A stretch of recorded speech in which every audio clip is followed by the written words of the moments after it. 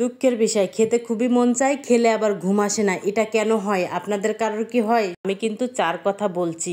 এত সুন্দর ওয়েদারে চা না হলে হয়? আসসালামু আলাইকুম, শুভ সকাল। নতুন আরেকটি ব্লগে সবাইকে ওয়েলকাম। কেমন আছেন সবাই? ঘুম থেকে উঠি আগে আমার গাছের খাবার দিয়ে নিলাম, তারপরে অন্য কাজ। এত চা খেতে মন চাচ্ছিল, তাই এখানে দারচিনি, এলাচ, লং, আদা এগুলা দিয়ে তারপরে চা পাতি দিয়ে সুন্দর করে জ্বালিয়ে নিয়ে নিলাম। তারপরে এই যে সকালের নাস্তাও হয়ে যাবে একসাথে। কাঠবাদাম, কাজু বাদাম, সাথে দিয়ে দিলাম মিষ্টি কুমড়ার বিচি, তারপরে এই যে কিশমিশ, কয়টা বিস্কিট, একটা কলা, আর এখানে এই যে লাল চা।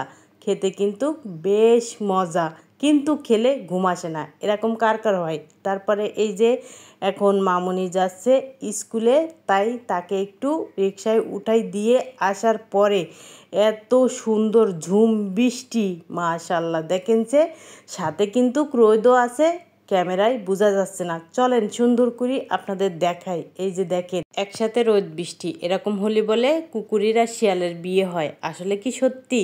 অনেকগুলা কাপড় চোপড় জমা ছিল, কিন্তু আমি বাইর করছিলাম ধুই দিবার জন্য। এত বৃষ্টি দেখে আবার এই যে ঝুড়ির ভিতরে উঠেই রেখে দিলাম। কি করার, কোনো কিছু করার নাই।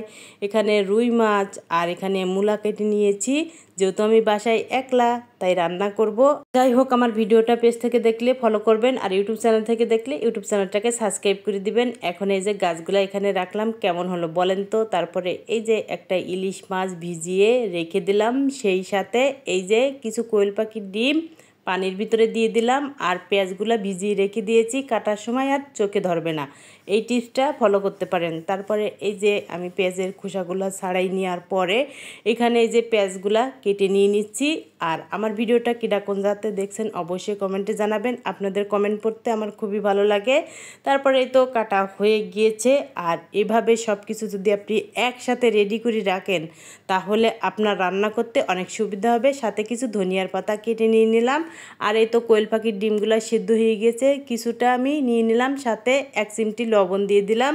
তারপরে একটা ডিম এই যে কাঁচামরিচ পেঁয়াজ দিয়ে ভেজে নিয়ে নিলাম, সাথে 1 পিস পাঙাশ মাছ। বলেন তো এত রেডি করছি কেন? যাব বাবার মাদ্রাসায়, তার পছন্দের জিনিস না নিলে কি আর হয়? আর আমার মতন আচার পছন্দ করেন কে কে? আমি আমার ছেলে অনেক আচার পছন্দ করি, তাই এই যে তার বাবা কক্সবাজার থেকে মেলাগুলা আচার নিয়ে আসছে, মেলা রকমের। আর এই আচারগুলা কিন্তু খেতে অনেক মজা। যাই হোক, আমার মতন আচার পছন্দ করেন কে কে অবশ্যই কমেন্টে জানাবেন। আমার ভিডিওর ভিতরে ভুল ত্রুটি থাকলে প্লিজ ক্ষমার দৃষ্টিতে দেখবেন। আর পুরো ভিডিওটা দেখার জন্য অসংখ্য ধন্যবাদ। এই তো সবগুলা আচার দেখিয়ে দিলাম। এখন চলেন যাওয়া যাক আমার ছেলের মাদ্রাসায়। রেডি হয়ে এই তো বেরিয়ে পড়লাম। আর এখন বিকেল, আর দেখেন এত সুন্দর বিকেল। চলে আসলাম ছেলের মাদ্রাসায়। এই তো গুটি গুটি পায়ে বাড়াচ্ছে। আজকের মতন ভিডিওটাই পর্যন্ত। আল্লাহ হাফেজ।